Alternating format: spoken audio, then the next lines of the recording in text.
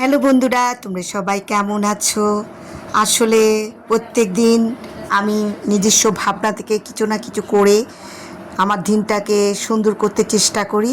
এই যে ককশিটটা দেখছো, এটা আমার ভাসুরের ঘর থেকে পাওয়া। উনি ফেলে দিতে চেয়েছিল, আমি নিয়ে নিয়েছি। আমি বলেছি এটা দিয়ে আমি কিছু একটা করব। তো আমি নিজস্ব বুদ্ধি দিয়ে দেখো একটা গাছ বানালাম, ওয়ালমেটের মতো করতে চেষ্টা করেছি।